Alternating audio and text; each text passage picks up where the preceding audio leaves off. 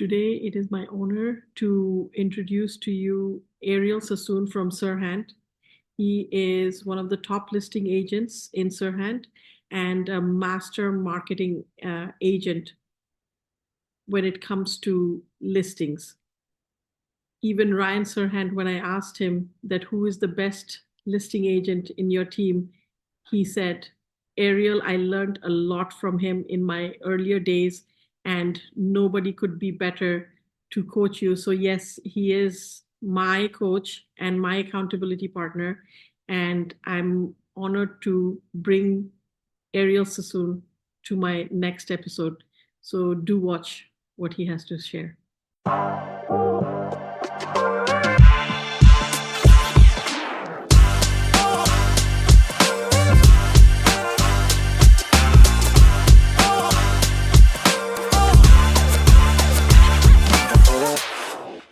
I want my audience to know that Ariel Sassoon with Surhand, he's my coach, my guru, my accountability partner, and it's an honor to have you, Ariel, in my podcast today.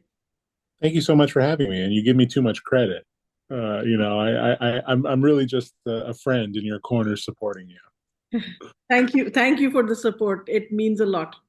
Of course, of course. Well, you're an absolute dynamo in your market, so it's an honor to be sort of alongside you as you push to evolve your career to the next level. For me, I find that any insight I share just comes from the experiences I've had in my close to 15 years of doing this, and it's nice to speak to someone like yourself and to work with someone like yourself who has also such an extensive level of experience and also with such an interesting and dynamic background. Yeah, well, which takes me to the next thing. You come from a dynamic background too. We are both immigrants, Ariel. And so I would like you to talk a little about your journey, in the US, how you came and, how you started your real estate business and everything. So I myself am not an immigrant. I'm second generation though, and that's definitely an interesting story. My father was born and raised in Tokyo shortly after World War II, when all of the Jews were being expelled from Syria and Lebanon and Egypt. My grandparents they were living in Aleppo in Syria, and they were then sent. They were sent away, and my grandfather had a job opportunity in Tokyo through a family member, and he went there, and then they had their children, my father and my uncle, and my father was in Japan until his early 20s. And he grew up speaking fluent Japanese and fluent French, and English being his third language. He came to the States for university, and when he got married, he lived in Japan for a little while, and then came here and started his business here, and started with my uncle. And it's a 40-year business, a business that I'm very honored to be a part of at this stage of my life and my career. And yeah, it's been a special thing to be a part of it. Mm. One thing you and I have in common is my dad studied in Japan. He speaks fluent Oh, Japanese, and wow. we grew up learning the Japanese culture. Yeah, the Kaizen way. Yeah, exactly. Have you read that book, by the way? Yes, I have. Was it you who recommended Yes, it to me? Yeah, yes, it was. it was. That's a good one. It's actually sitting on my night table, Okay. and I read little bits of it at night. It's a good one. I really like it. Yes, And yes. and the fundamentals of it, how just little steps towards creating success, like going next level. And we talk a lot about that, you and I, just keeping it's actually like a lot of the times it's just about keeping it simple to get to the next level. Just connect with more people. It sounds simple, right? One little step at a time, one person at a time, one meeting at a time. And you just never know the trajectory in which that will take you, that will Right, send you. right, right. And I wanted to also ask you, like, what portions of the Japanese culture do you think you own? Growing up, learning it from your dad. Like, how do you own some of the culture in your daily life? Yeah, my father has always been very stoic, and so is my uncle. You know, they're somewhat reserved and stoic, and I find it I find it that that's very much related to Japanese culture. You know, Japanese culture is fundamentally built on respect and on mastering your craft and placing a very high precedent on perfection to some degree. Right. Um, and I find that that's very much comes through with my father, and I feel very fortunate that those I believe that those are some of the traits I've inherited, and I find that most people in my community, like the Syrian Jewish community, are very different because most of them grew up in Brooklyn or in New Jersey or in Manhattan or in Long Island.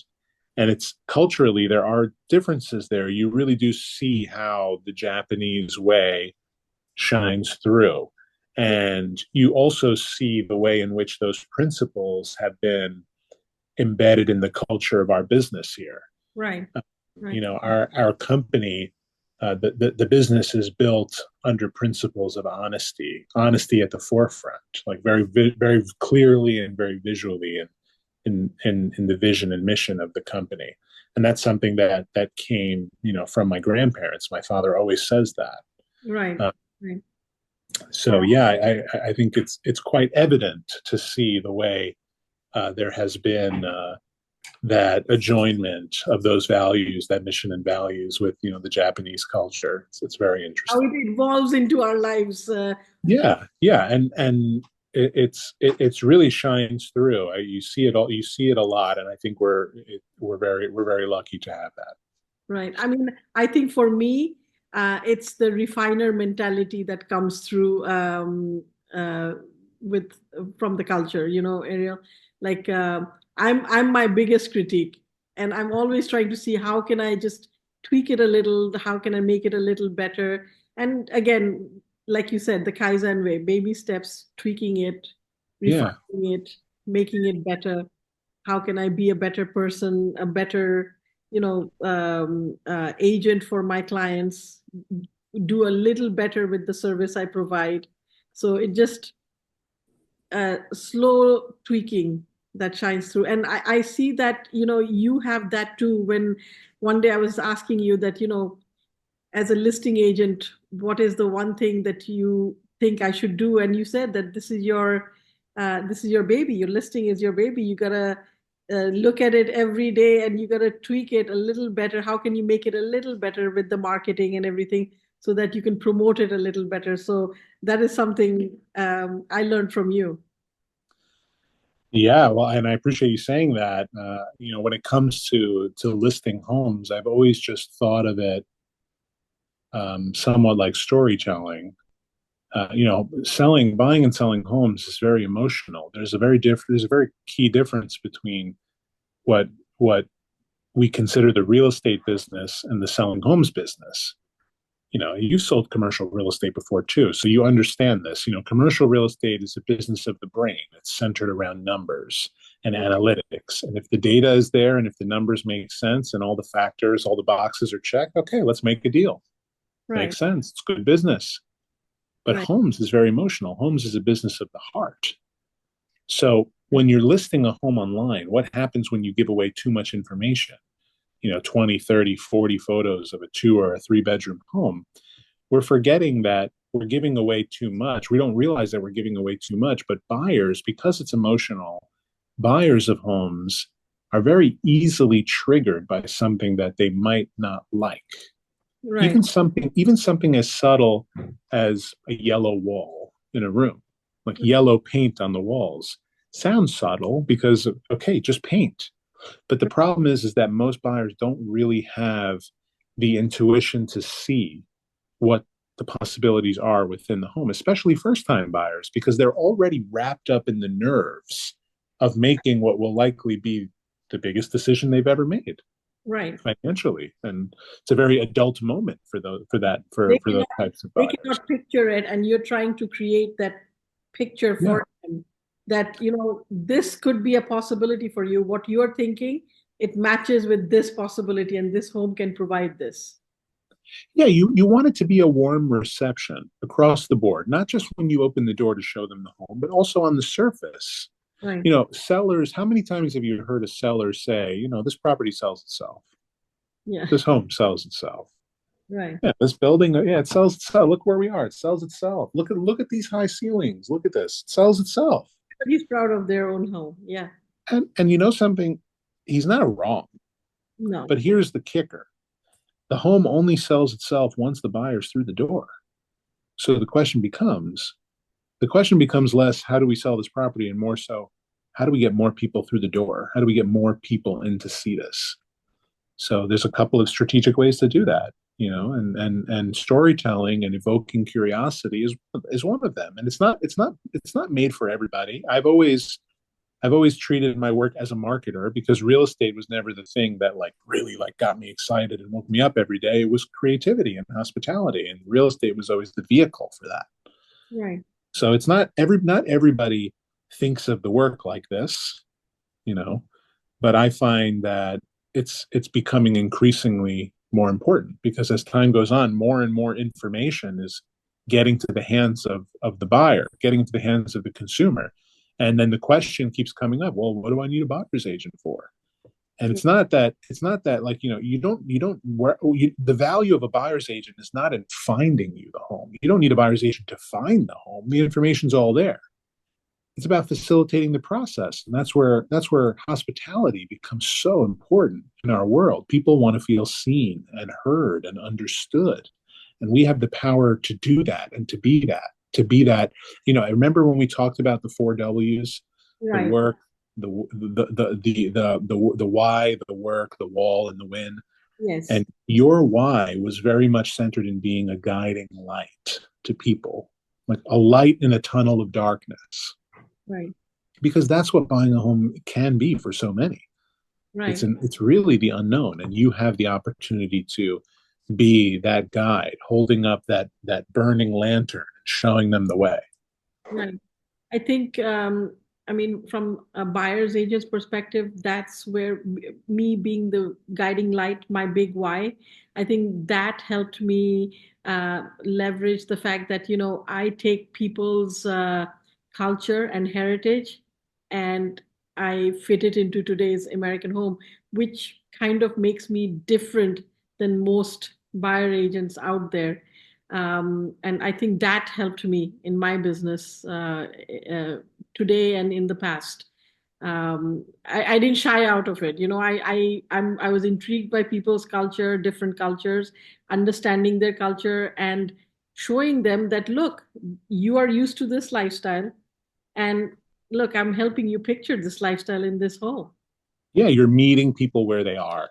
Yeah, You know, yeah, you're not trying to bring them into the fold of something else, right, or you're not trying to bring them into your world. yeah, You're meeting them where they are right, and being with them. That's what people want. yeah, They want to feel like, here's an example.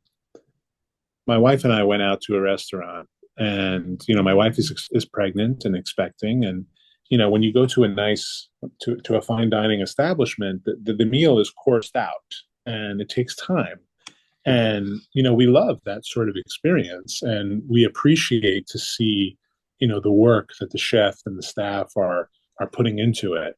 But my wife was tired, and she wanted to move things along, right. and it's always like it's a little bit shy to ask a question like, oh, like, would you mind bringing everything out at once, or would you mind moving faster? It's like you feel bad to ask Yeah, because they curate the experience and you want to be with them at the same time. Like, that's the magic of hospitality, is that they're there to care for us. We're in their hands.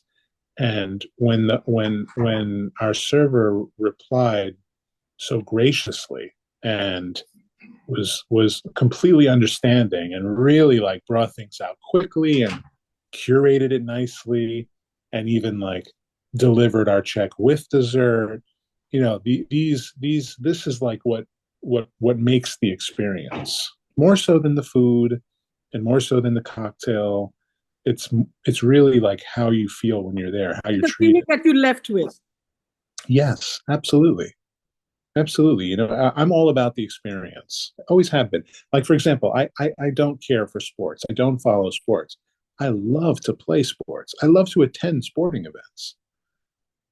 But like, I'm all about the experience. I'm not about like, as much the actual sport itself or the substance of whatever it is. It's how you feel when you're there. Yeah. What the experience you take home with you, Yeah. you take home. So Um, what's Ariel, I mean, Ryan and I, we both feel you're a master listing agent and you're great with marketing. And even Ryan says that he learned a lot from you as far as marketing for the listings and everything. What are some of the tips you could give to our audience, like as a listing agent, learning the skills as a top listing agent? What are some of the tips you could give the audience?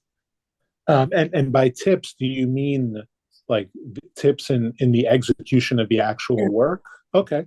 So yeah, we how we, we you could do that. prepare how you prepare, what you do to get the results that you want for your clients, basically.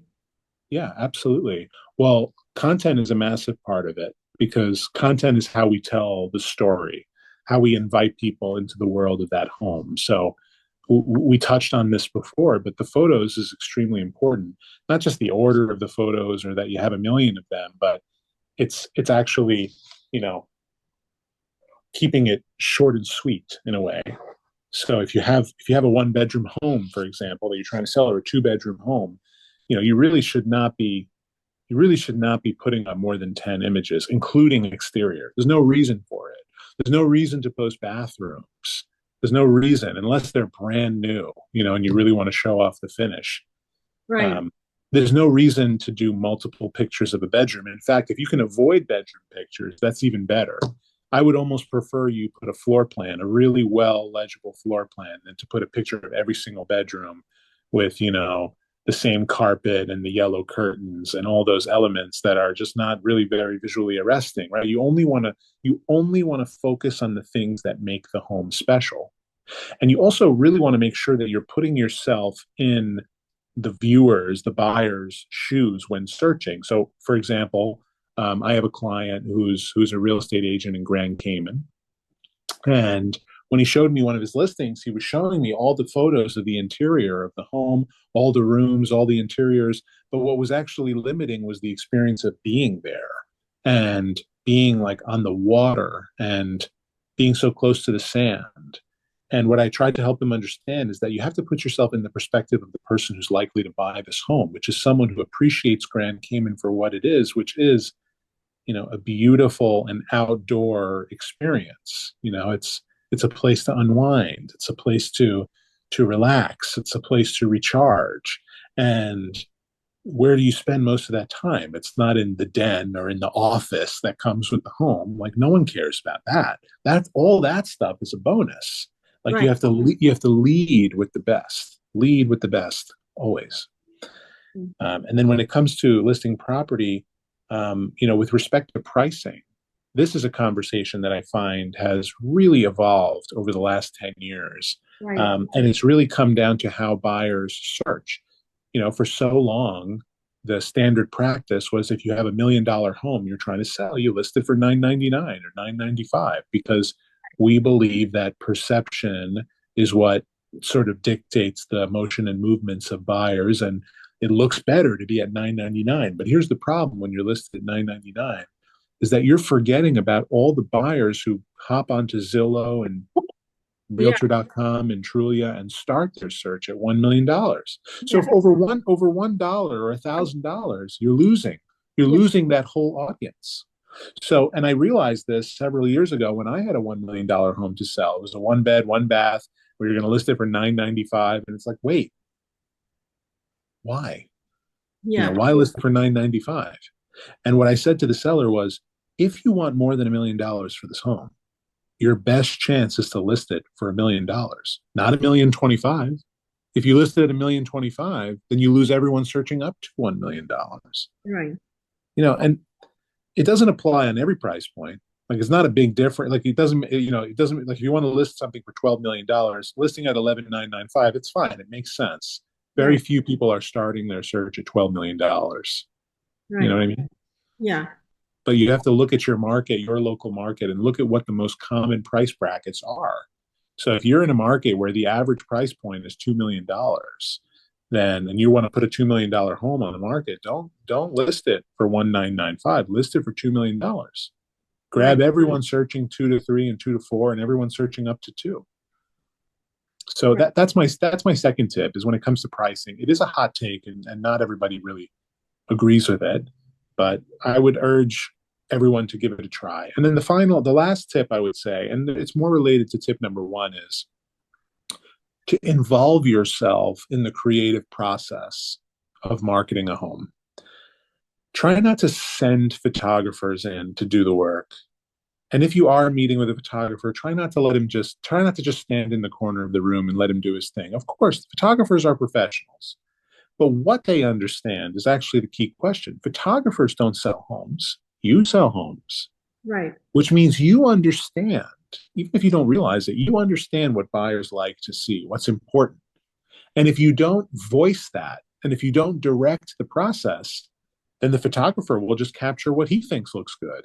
And most photographers in the context of real estate, they want to stand in the corner of the room and take a photo of the room to be as big as possible. But I Right. find that it's far more important to share with a buyer what it feels like to sit inside that room, to live inside that room, as opposed to just how big it is in a photo. Right. You know what I mean? Yeah. So my advice is to get involved in the process, is to share your vision and direct it. We're all a lot more creative than we give ourselves credit for. Right. And I find that when we start to get involved with this type of work, we start to really fall in love with what we do. Right. And not only that, we start to feel as though our work can expand itself beyond just the context we're in at that moment. And Ryan's a really good example of that. Right. He started as a real estate broker, but he went deeper and deeper and explored and he sort of almost like exploited his own skill sets to apply it everywhere else. And now it's education and technology and content, and it's all rolled into this ecosystem, which is Surhand, which is a very rapidly growing and successful brand. Right. And and when I first met with Ryan, what he said to me was, I and I know him for a long time, but when I first met with him about possibly joining Surhand, he's like, I built this place based on just what I wanted when I was a real estate agent that I didn't get, all the resources and all the things that I wanted. So it's like burn the traditional model and make it yours. Like I think that we all, as real estate professionals or professionals in any craft for that matter, we do have the opportunity to paint our masterpiece inside of anything we're doing. We should always try to do that. It Right. should never just be go along and do things the traditional way. Like I find that marketing and real estate and business and innovation, all of this is a dialogue. Right. It's a dialogue between what already exists and what's possible, and being the bridge in those worlds. Right. So that's how I try to think about the work. So those are my tips: is that when you're listing a home, be very selective about the marketing assets that you utilize, like photos and video. Only show the home's best. Don't be afraid of losing buyers because you don't have them yet. So take this chance and apply it, and trust that if you have a good property that's well positioned and well priced, that if you tell the story well, it will sell 100%.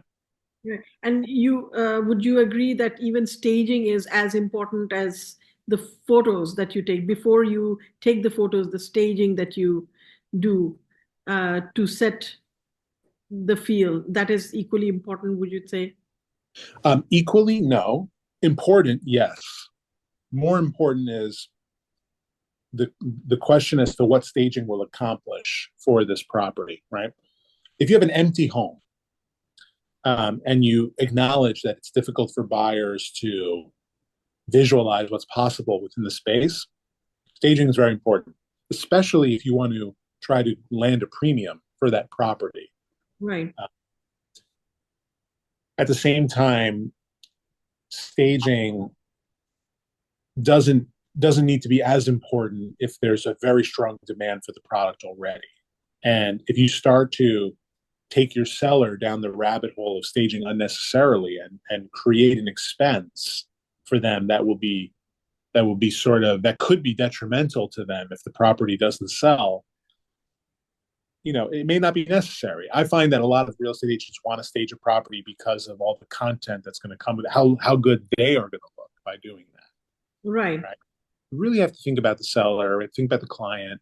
When staging is necessary, it's necessary. Sell it, but Right. don't push it if you don't need it. I find that there's a lot of really poor resources out there for virtual staging, but Yeah. there's a lot of really good ones too. Yeah, I mean, If I love the website that you shared with me where they completely changed the look of the rooms just to give people a perspective because it was a house that was a little dated, and I wanted to show the buyers that there is an opportunity here. Just get Right, this house at a good deal that we have it at, and look at the perspective that I'm showing you that this could happen to this house if you just yes, but yeah. many make the mistake of doing things like virtually renovating a space and really misrepresenting what it looks like, and that's not what I'm talking about. Virtual staging was always kind of like a thing available to me, but when I really realized what's possible with it and where it's valuable, that's when I like really had the that's when I really had the realization. And this is when that happened. It was during COVID. Um, and things changed in that people were less comfortable with real estate agents touching their belongings. So you go to do a photo shoot, you start moving things around and moving the picture frames and the flowers and the things like that, but people got less and less comfortable with that.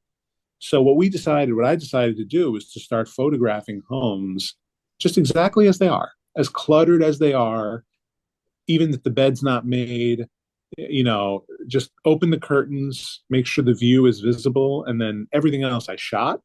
And then when I went to the virtual stagers, I said, this is not a staging job. This is a cleanup job. I want to clean up all the clutter. I want to make the beds. I want to put white curtains, like there was yellow curtains. I was like, switch them for white. Like, I just want to make some basic improvements. And this is what happens when you do that. You're not misrepresenting the space at all.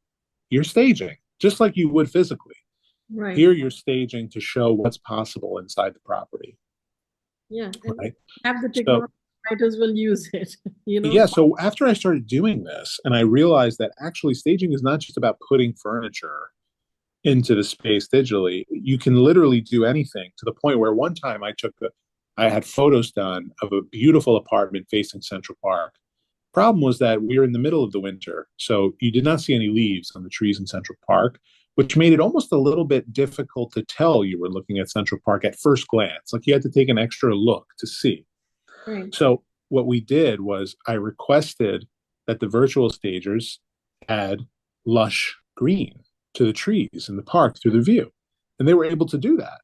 And you would never be able to tell the difference, but it made such an impact in the photos, such an impact. Right. So if you're taking a photo of a house, if we're talking about a suburban context, taking a photo of a house and the gardens aren't quite done and the grass is a little bit long, you might not realize it, but this is something a virtual staging company can help you with. They can make the Sky grass green. bluer and the grass greener. They can put flowers and they could show you what's possible. If you're going to buy this home, here's how you can make it. Do you want to put a gazebo in the front yard? You can do that if you wish. There's so much that's possible, and that's really what it's all about. It's about unlocking, showing people what's possible. Right. Well, any final tips for an agent like me that is trying to grow? I'm trying to grow my listing side business. What would be final tips? I would say to you that the most underappreciated responsibility we all have is to meet more people, is to make more real and meaningful connections. Don't mistake this. I'm not saying generate more leads. Yes, it is our responsibility at all times to generate leads. That's important. Right. Now, but what we have to ask ourselves is how? How are we doing that? Right. You know, and here's my approach. Also, a little bit of hot take, but it's leading always with connection. It's Right. actually removing urgency from making connections. I'm not talking about like when you're trying to get a deal done. Urgency is important in that context. I'm talking about when you're meeting new people and making new connections, creating new leads. Because you can make a connection tomorrow that won't pay a dividend until 6 years from now. Right. So this is a much more prolonged approach when you lead with connection and lead with wanting to just make a good relationship, leading with wanting to build friendship. It is a more prolonged approach, but far more guaranteed. Far more guaranteed. And if I can quote Ryan Surhand, nobody likes to be sold, but everybody loves shopping with friends. So Right. make more friends. If you want to double the amount of business that you did last year, then you need to double or triple the amount of people you meet and talk to, which is why I generally advise all of my clients to target at least 3 new connections per day. Because when you do the math, let's say it's just during the work week, 5 days a week, 3 new connections per day is 15 new connections per week. That's 60 new connections per month. That's over 700 people in the year, 700 new friends and connections and resources that you can create Right. that will all add to your CRM. Yeah. Massive power. I don't think you met more than 100 new people last year. Maybe. No. No. Yeah. You spoke to a lot of people that you know, but how many new Trying. people? I'm trying, Ariel, and But you asked, right? You asked what is the thing you Samina, you are such a dynamic real estate professional. Not only do you have tremendous level of experience, but you have a tremendous level of cultural understanding, a tremendous level of being able to be with people in the process and understand what they're going through. You know how to relate to people and you know how to do deals. You know how to negotiate. You command a powerful presence. You put yourself together. You're someone who can be trusted. These are all things that people want in their real estate agent, which is why you are as successful as you are. thank you. So, if you want to do more, all you have to do is connect more. It Connect. sounds simple, but like anything else, starting is the hardest part. So, Samina, all you have to do is start. Yeah. To share with in regards to that, yesterday I did go to a meetup where, remember, I was telling you that we were going to celebrate the Chinese New Year. I Yes, So I added 10 new people to my database. There you go. I love that. Well done, Samina. Thank you. Thank you. So I'm trying new ways to do that. And it is a little bit of challenge to add 3 new people every day, but I hope to eventually get to that. You will. You will. You just have to chip away at it. Remember that starting is the hardest part. So in the beginning, if it's one person per day for 2 weeks, and then you move to 2 people per day over 2 weeks, the more being introverted and is not something you're ever going to be able to switch off. But you are able to make yourself stronger and build the confidence muscle to at least start those conversations. Like one of the most famous saxophone players in the world, Clarence Clemens, used to wear sunglasses because he was afraid of the crowd. But we're talking about Bruce Springsteen's saxophonists. Like, these are people who play massive stadiums all the time and like hundreds of shows per year, and he's still afraid to get on stage. It's never going to disappear. Like, you're always going to feel the butterflies, Right, but the more you do it, the easier it becomes to get on stage. right, You right. know, Yeah. The Kaizen way again, slowly the get. Kaizen way again, one step at a time. Yes, yes. Well, it was an absolute pleasure to have you in my podcast. Thank you. Thank you for your time and your knowledge. And I'm blessed to have you as my coach and as my accountability partner also. And honestly, I do learn a lot every time we talk. Um, Thank you. thank you. Thank you Thank you. for all that you share. Of course, it's my pleasure, and thank you for having me. And I'm grateful to have you as a friend and as a client, and to be in your corner to support you. I'm such a big fan of you, and I Thank think you have so much life and love and success ahead of you. So keep moving, and I'm honored to be a part of your journey. you. Thank you, Ariel. Thank you, Samina.